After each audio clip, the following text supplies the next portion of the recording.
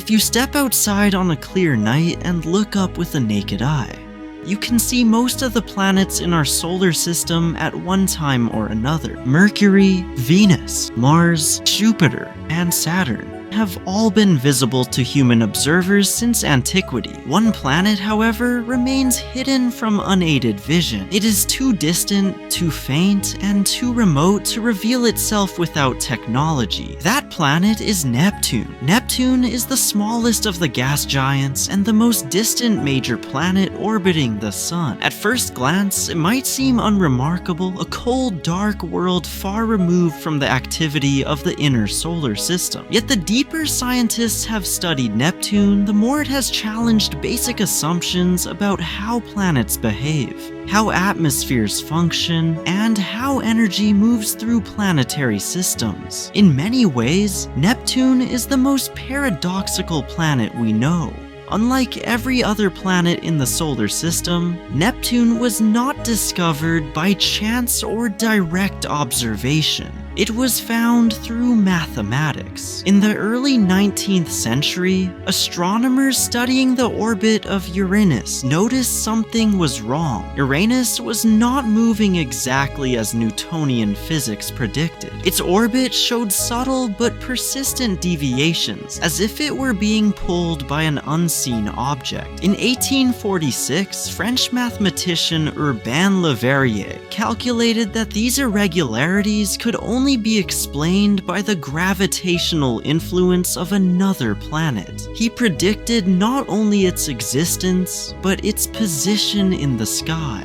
When German astronomer Johann Galle pointed his telescope toward the predicted location, he found Neptune less than 1 degree away from where Le Verrier said it would be. It was one of the most extraordinary confirmations of theoretical science in history. Just days later, Neptune's largest moon, Triton, was discovered. And then, for more than a century, Neptune remained largely a mystery.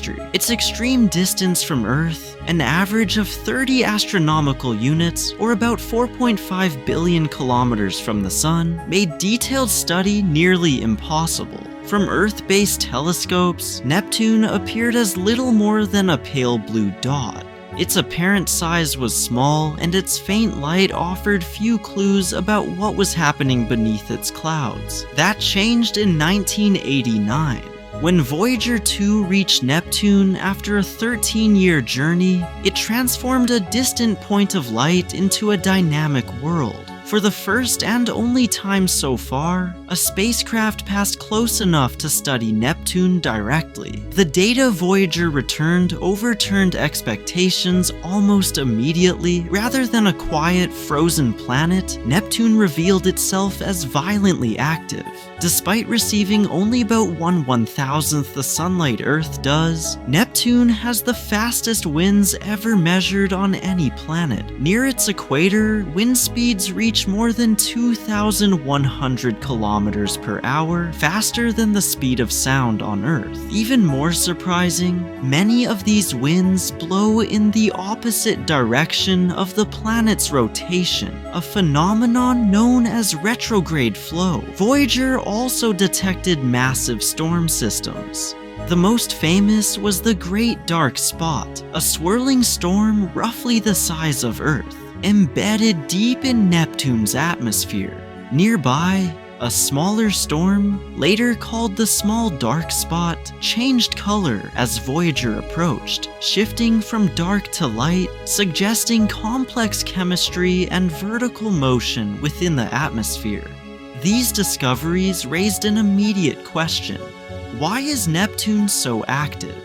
Its nearest planetary neighbor in size and composition, Uranus, is comparatively calm. Uranus does have strong winds, but they peak at less than half Neptune's speeds.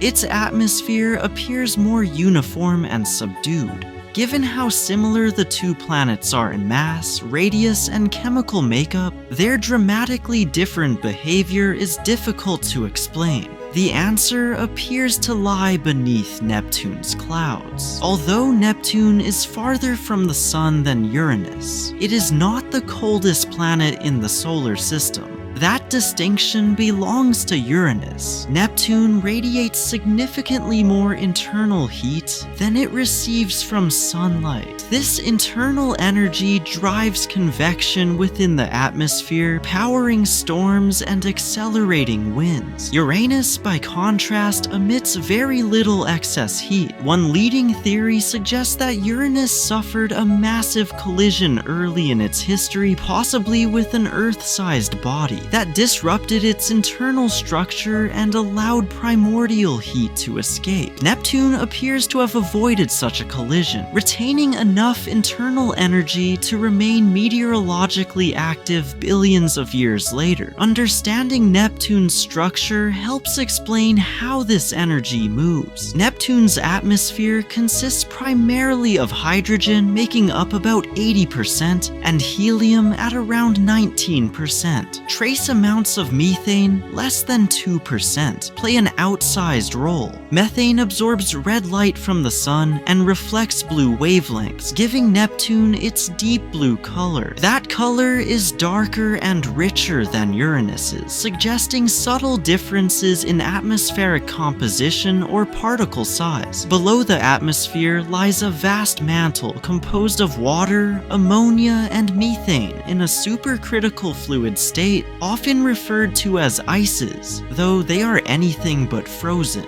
Surrounding a dense rocky core, this mantle exists under pressures reaching around 7 million bars, roughly 7 million times Earth's atmospheric pressure at sea level. At the boundary between the mantle and the core, pressures are so extreme that methane molecules may break apart, releasing carbon atoms that crystallize into diamonds. Laboratory experiments have recently recreated similar conditions, supporting the idea that diamond rain may fall through Neptune's mantle. Some models suggest a layer of liquid carbon or diamond-rich material could exist deep within the planet, an environment unlike anything found naturally on Earth. Neptune's internal complexity extends to its magnetic field. When Voyager 2 measured Neptune's magnetosphere, scientists were stunned. Instead of being aligned closely with the planet's rotation axis, Neptune's magnetic field is tilted by about 47 degrees. It is also offset from the planet's center.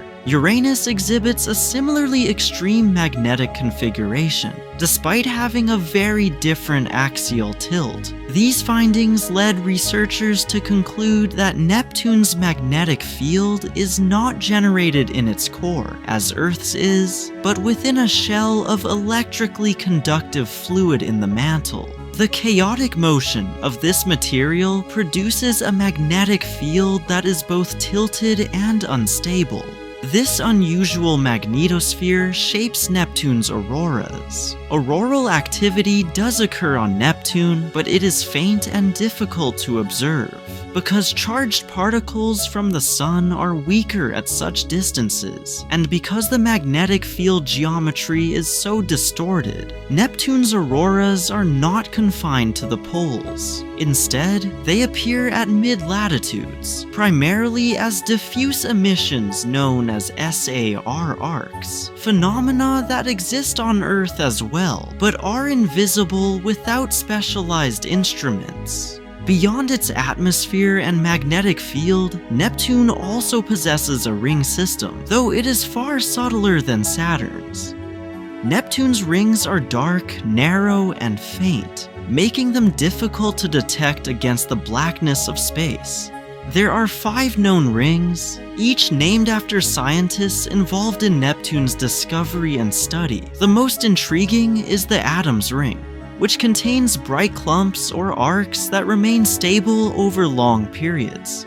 Most planetary rings distribute material evenly, so the persistence of these arcs suggests gravitational interactions that are not yet fully understood. Neptune's moons add another layer of complexity. The planet has 14 known moons, named after water deities from Greek mythology. By far the most significant is Triton, which contains nearly all the combined mass of Neptune's satellites. Triton orbits Neptune in a retrograde direction opposite the planet's rotation and on an inclined path. This strongly suggests it did not form alongside Neptune, but was captured later. Likely a former Kuiper Belt object, Triton is larger than Pluto and possesses a thin atmosphere.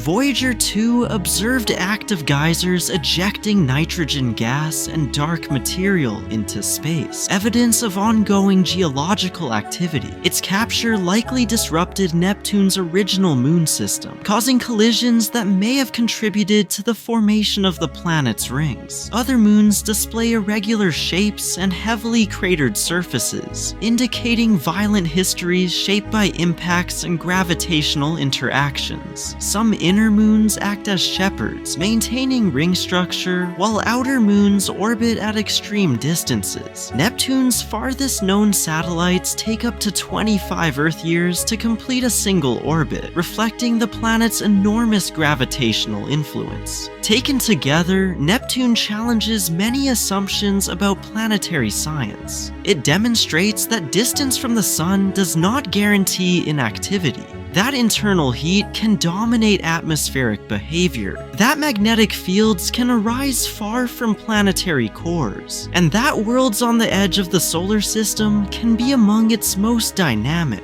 Neptune remains in many ways a planet we have only just begun to understand. Voyager 2's flyby lasted only a few days. Since then, all observations have been made from Earth or near-Earth orbit. No mission is currently en route to return. Until that changes, Neptune stands as a reminder that even in our own solar system, there are worlds that defy simple explanation. Worlds that look quiet from afar, but reveal astonishing complexity when examined closely.